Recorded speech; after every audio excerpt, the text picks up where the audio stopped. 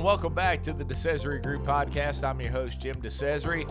Hey, if you're enjoying the podcast, do me a favor, tell your friends, subscribe anywhere you listen to podcasts, and you'll be notified every Monday morning when a new episode drops. Instead of focusing on business and economic development this week, we're talking about the role of a strong police force plays in our community. I'm excited to have as my guest today Bowling Green Police Chief Michael Delaney. Chief Delaney has served on the Bowling Green Police Department since 1998 and became chief in August of 2020. Prior to becoming chief, Delaney held many positions, including advanced and master police officer, sergeant, captain, major, lieutenant colonel, and deputy in chief. Here's my conversation with Bowling Green Police Chief Michael Delaney. Hey, Chief Delaney, thanks for joining us on the DeCesare Group Podcast. Glad to be here. Man, it's exciting to have you here. I've known you for quite a while now. Yeah. And I really don't know a lot about you. So tell us about yourself and where you grew up and how you got into law enforcement. I'm the mystery man. I can't give you all the secrets. Yeah, okay. you could tell me, but then you have to shoot me? Yeah, it's part of policing. Is that gun loaded? No, I'm a native of Bowling Green. I grew up here in Bowling Green. I went to Warren Central, went to Rockfield, Rich Pond, and then on to Warren Central. All right. So you're a bulldog from Rich Pond. I don't know what Rockfield is. I don't either. Okay. I went to Rockfield just for a couple of years. I got you. And then redistricted, and I went over to Rich Pond. Okay. So I'm a dragon at heart. All right. And I stayed in Bowling Green. I left just for a little while and worked for a printing manufacturing company up in Glasgow called R&R Delaney & Sons. Oh, yeah, yeah. I knew I wanted to get into policing because I wanted to make a difference, and I thought I wanted to come back home to where I grew up and serve this community. So, and you've been with the Bowling Green Police Department for how long now? Since 1998. Ooh. Long time. Been a minute. Yeah. It's been a minute. Yes, sir. So one of the things that I know about you is that you and Chief Mitch Walker and Sheriff Hightower have a pretty long history together, and now you're all leading your respective law enforcement agencies. Talk a little bit about that, and how does that impact the ability for the agencies to work together here in Bowling Green and Warren County? We have a great, unique relationship because all of us work the streets together. We come through the ranks together. Hightower and myself were on our critical response team together. He was the commander, and then later on passed it off to me. So it's really great when we need anything, either agency. I can call, and it's calling, hey, Mitch, hey, Brett, I need something, in the same way, so it's reciprocated. And it's not a week that goes by that we don't talk and collaborate on ideas. So it's great. It's great for the citizens, too, to have that working relationship here in Warren County. Yeah, that has to be pretty unique for a community to have all three people of the three different law enforcement agencies to have such a close relationship for so many years. I don't know if any other communities are like that, but that is a pretty unique circumstance there. You have the sheriff and two chiefs of police that are all that have come up together. Former BGPD. Yeah. We work great together. We're all friends, so that makes it real easy. That does make it easy. And, we talk on this podcast a lot, whether we have people like Jody Richards or Mike Buchanan or Johnny Webb or whoever, about the collaborative effort between, elected officials and public officials in this community, because it's one of the things that you don't see a lot of in other communities.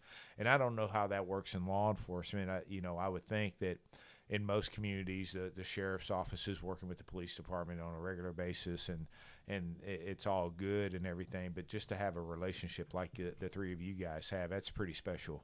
It's very unique, and they work together, but we work together like a well-fitted glove. It's calling up, and it's just calling a friend, asking for a favor. Yeah. So we bend sometimes. What you do for Mitch and Brett, I may not do for everybody else, but they're friends, Yeah. So, well, and I think it's the one thing I can say, because I know all three of you, is that you're classy guys. I mean, you're nice guys. You're enjoyable to be around, and you don't take life too seriously. All three of you always seem to have a smile on your face, and I think that's what people expect from law enforcement, because sometimes law enforcement gets a bad rep, of being tough guy police, but you all don't give off that impression, especially you and the Bowling Green Police Department. Thank you very much. We work daily at that, trying to be community oriented. So that's one of our goals. Well, Before we get into the growth of Bowling Green and how the police force has had to keep up, we got to talk about what it's like taking over as chief during the middle of a pandemic. And then, there was also some racial unrest going on at the same time. Talk a little bit about your experience during that transition and how you navigated those waters. Well, the two that you mentioned were very unique, so I asked for a trifecta and asked for a tornado on top of that. So I can yeah, we forgot. And I did mention that, but yeah, we had the tornado in the middle of all that as well. It was a very unique time, but every challenge, there's room for growth and opportunity to grow and learn and develop skills that we've practiced for years. We didn't have any riots. We had a lot of protests. So we had over 20 protests in Bowling Green. Not one garbage can got turned over. Not one window got broken out. I like to use the analogy because during that time, I talked to some of my colleagues around the country about how they were handling some of the riots in their city. And they were like, Delaney, we're working 12-hour shifts. We're in riot gear for 12 hours. It's wearing our people out. We took a totally different approach during our protest. We were in a Class D uniform, not even this formal. And we got out into the community and were able to build relationships that we already had, but we fostered them during that time. And someone asked me, how come you're not wearing riot gear? We're not expecting a riot. Yeah. I don't wear football gear to a basketball game. That's a great analogy right there. So during that time, we were able to have conversations with citizens. And one of the questions that we would ask citizens during some of the protests, do you trust the Bowling Green Police Department? And it was an honest conversation. Some people said no, and I said, what can I do to gain your trust? We're here for you. We are public servants. We are your police department, and we want to gain your trust. You have the right to protest. A lot of great things came out of protest, but peaceful protest. Right. We don't want our city torn up, and we don't want anybody hurt. Yeah. And I remember during that time, I saw some videos and things where I think it's when you take a proactive approach to circumstances like that, it's kind of a win-win when it's all said and done, because, whether you agree or disagree with whatever they're protesting about, and it could be anything, there's no reason to be disagreeable about it. And I think that's the kind of the impression I got of how you took that approach is, and I know Sheriff Hightower and Sheriff Walker were involved in some of that as well. Yes. Where, hey, let's get out there and be out front with this and have those conversations. And talk about the issues at hand and see if we can't resolve those issues and put our public's mind at ease that that's not going to happen here. That's not the police department. We are. Yeah. And we're here to serve you. And those are the images we see a lot of times, even with some of the protests that are going on now between the Palestine and Israel conflict. Most people see law enforcement with shields and face masks and all that. We don't see that here. No. And I think that's part of your leadership style, and that's a great approach. Any lessons learned from the protest part of it on how you do things in the future? There was a lot of growth and a lot of learning, and really having those conversations with citizens on what they expect from the police department, because when they said they didn't trust us, the next question, what can I do to gain your trust? So we learned some of those things, and we've implemented some of those things with just partnering more with our community partners, having outreach. Citizens Police Academy is a great way to find out about the police department. Yep, I'm a graduate. Still got your badge and you're ready? No. Yeah, got my gun, my badge. Yeah, it's a plastic gun, by the way. But yeah. So a lot of those things we implemented, and we were already doing, but we just increased our resources and developed them toward that. And one of the things we had, we partnered with Western Kentucky and some of their students, and we developed a program called Arrest the Fear. And it was open conversations with students and police officers about what is your fear of the police. And in turn, the police had to be transparent too. And when they show up at a protest and there's 300 people, what are your fears? Yeah. So it's 300 to 1. Yeah. that would be my fear. Both sides got to see that we're just human beings trying to get along here in this great community. And police officers were transparent. Like, I show up and there's 50 people and it's just me. I'm afraid. I want to go home to my family that night. Right. I have a wife, I have kids. So students were able to see the vulnerability that we're just humans. Yeah. There's two impressions of everything. You see things one way, and I may see it totally different. And having those adult conversations about how to rectify any issues is the way to go about it. And I appreciate you taking the adult approach, because a lot of times that's not always the case. COVID. How did you all navigate that? Because that had to be tough, especially when you're in the middle of a pandemic. And sometimes you know, officers have to get real close with people for whatever reason. So what stood out to you there? It was a scheduling nightmare. Trying to keep officers safe, still serve the community, because we're human. Yeah. And we still responded to calls. We had officers that got COVID during that time and were off and, you know, quarantined, and we had dispatchers. We lost a whole shift one time. So we found ways to really be outside the box thinking. We had dispatchers dispatching from another location, trying to keep them separate. Yeah. Limited contact with people in the station, but our goal was still not to decrease the police services. Yeah, because you can't virtually police. No. So you can't do that by Zoom. We were still coming to work and still serving the community, but it was a challenging times for scheduling, trying to keep people safe. Yeah. Spraying down the building, just trying to disinfect everything and keep everyone safe. And then, of course, we all remember the tornadoes in December of, I'm drawing a blank the year now, 21, I think. Talk about that. I know one of the things I remember is the day after the at daybreak, you know, I went out and went to check on some elderly friends and whatnot. And if you went down to the bypass or, you know, of course, Whispering Hills in that area along Russellville Road, where just devastating. And I know Mayor Alcott and Sheriff Hightower and everybody, it was like all hands on deck. But one of the things that I noticed was you all coming together and serving the people and trying to get things back to normal as quickly as possible. Talk about that a little bit. I was at the police station that night when the storms were coming through, and me and one of my deputy chiefs were standing on the back of the police station, and there was an eerie time when it came through, and we're like, we might better get inside just for a few minutes. And after the first wave had passed, we were still under the pressure. We're in the bowling green bubble. Yeah. And I left the station just to see how bad it was. Got to Broadway and the bypass, and I had a brief moment of shock because it looked like a disaster area, like a bomb had gone off. Right. So that brief moment, and I'm from Bowling Green. I've lived here all my life.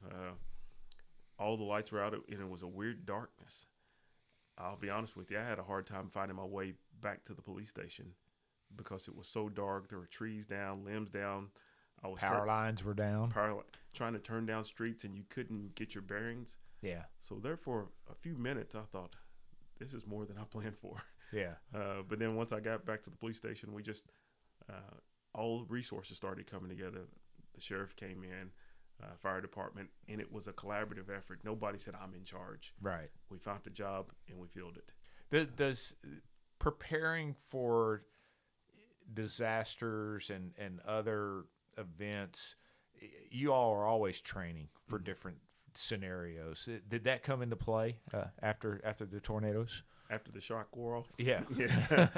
Then that's what you do. You rely back on your training, and you set up an emergency operating center, and that's what we started on, and just started knocking out one thing at a time, getting people in, getting more dispatchers in, and it's almost like clockwork. We started relying back on our training. Yeah, and I'm guessing you all kept a track and lessons learned and whatnot, and debriefed after it was all said and done, so you can learn from what you experienced and learn how to do it a little bit better next time. Yeah.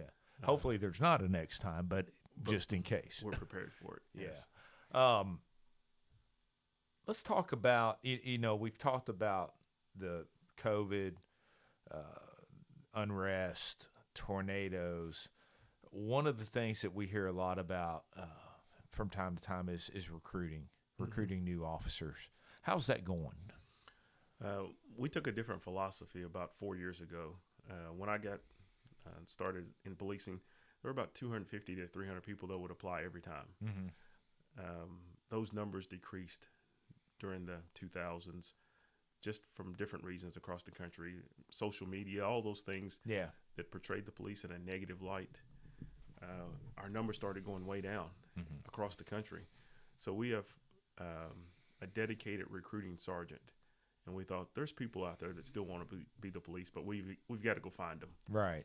So we have a recruiting sergeant. We started going to different venues and different places and really selling ourselves.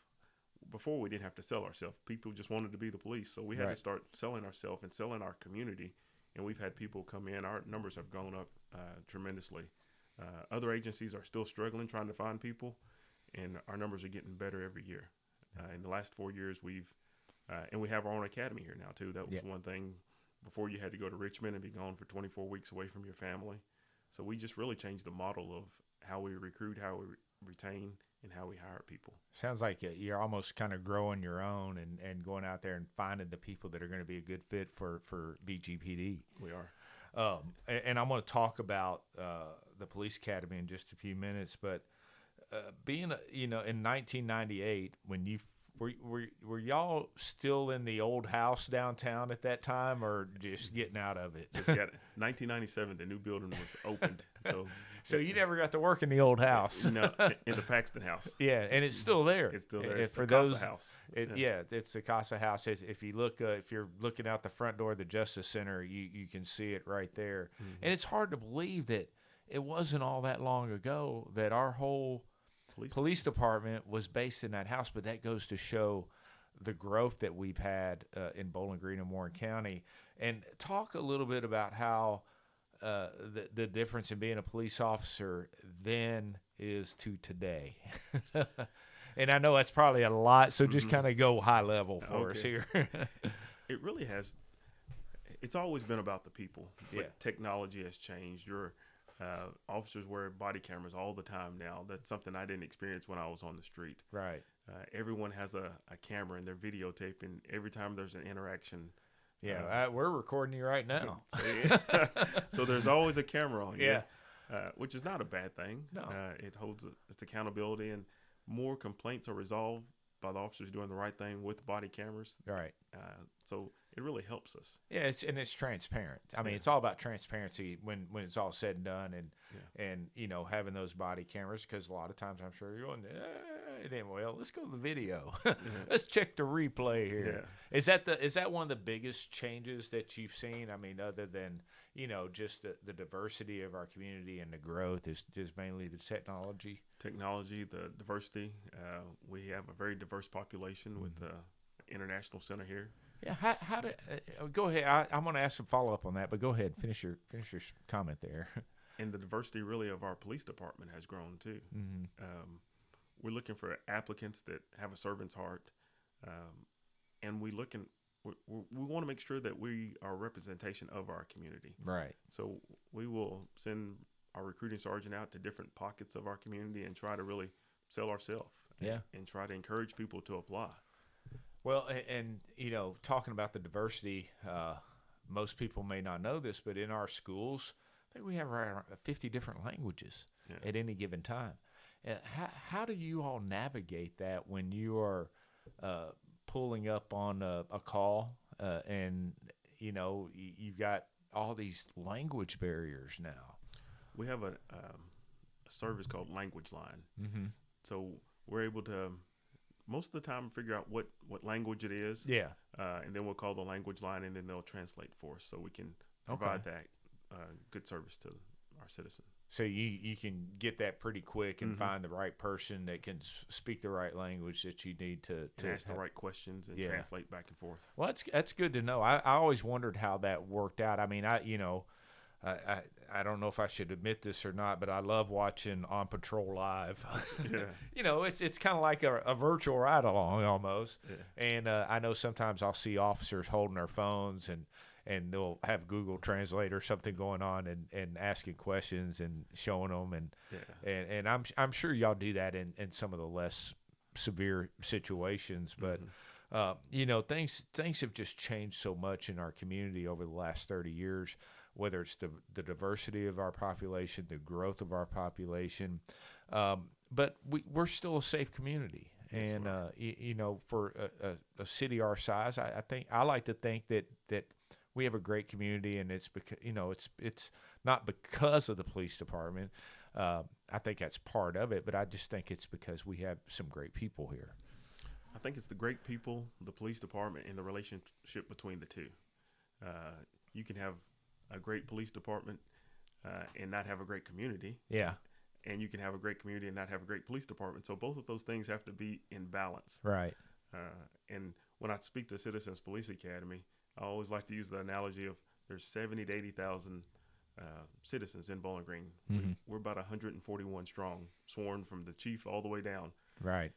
In a game of tug of war, the citizens win every time. Yeah. The citizens give us the authority to do what we do every day, and we can't lose sight of that. Yeah. So, and you talk about the 140, 41. I mean, is there room for growth there, or is that kind of your magic number, or are you always looking for new folks to come in? The personnel allocation manpower study that we did a couple years ago, a city our size, we're still short. So We're growing, and we're adding 4 to 5 positions every year. It's a transition of adding those and getting them trained because we're looking for the right people. We're not just looking to fill spots. So a guy like me is no good to you. Come on now. You don't need a 57-year-old rookie on the force. We hire year round.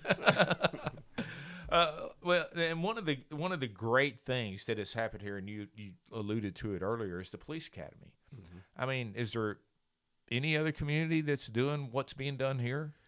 We sort of broke the mold a little bit, and now Owensboro, they're starting their own police Always academy. trying to be like Bowling Green. They're starting theirs next month. Uh-huh. So nothing against the Department of Criminal Justice. It's just they were serving the entire state. Yeah.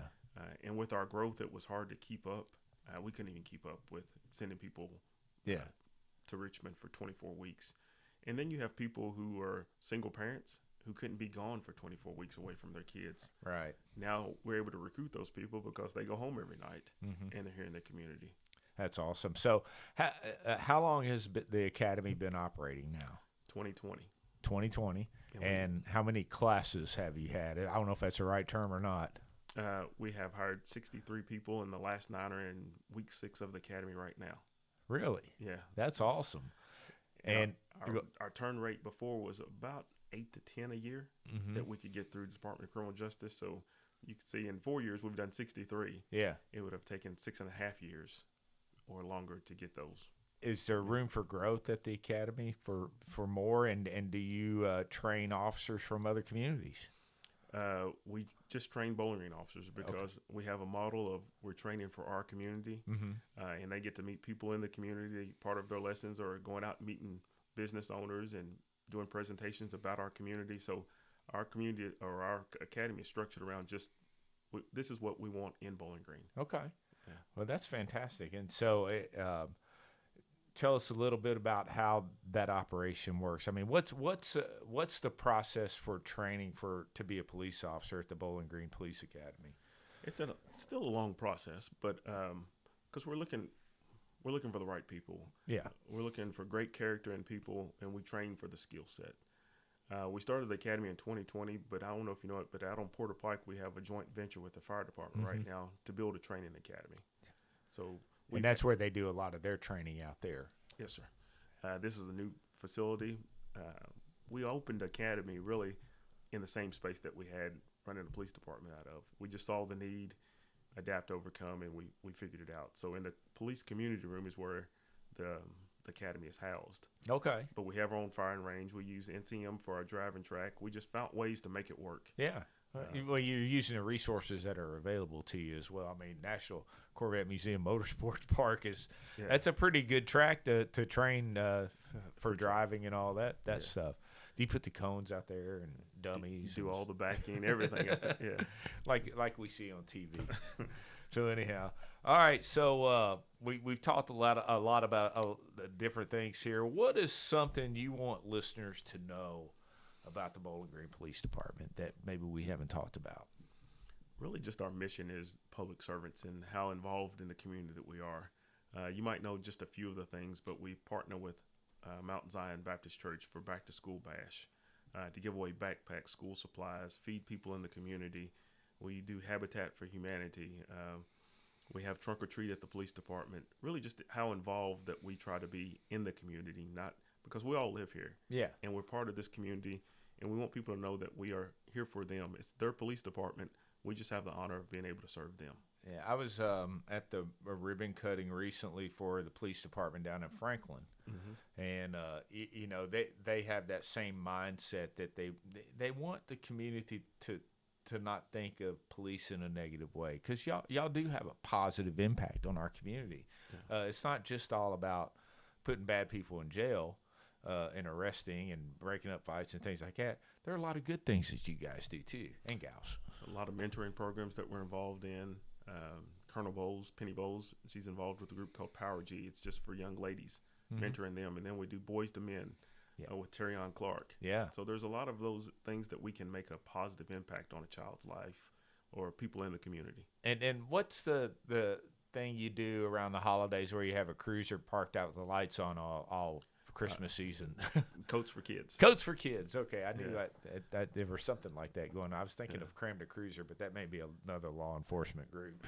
Well, it's Coats for Kids, but you cram the cruiser with the coats. I got you. Yeah. One of the things we didn't talk about is Kentucky State Police. So how do you all work with them?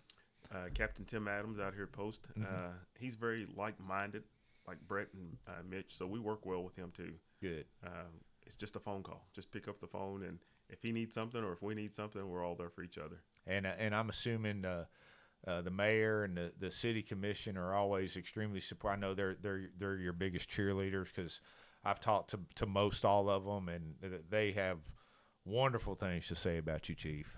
We can't do it without their support. Yeah. And they've always been very supportive of the police department. Well, Chief Delaney, we appreciate you being on the DeCesare Group Podcast. So thank you for the invitation. I'm glad to be here. Thanks to my friend and Bowling Green Police Chief Michael Delaney for joining us on the DeCesare Group Podcast, and thank you for listening as well. Hey, don't forget to subscribe to the podcast on your preferred platform. Leave us a review and share your feedback with us. You can also follow the DeCesare Group across all of our social media platforms, Facebook, X, Instagram, and LinkedIn, and check out our website, thedecesaregroup.com, where you can subscribe to our newsletter, Soki Economic Development and Business News. The DeCesare Group Podcast is produced by the DeCesare Group, a public relations and consulting firm in South Central Kentucky. Our chief engineer is Officer Justin DeCesare, with content contributions from Brooke Mattingly and Amy DeCesare. I'm Jim DeCesare, and join us again next time for the DeCesare Group Podcast.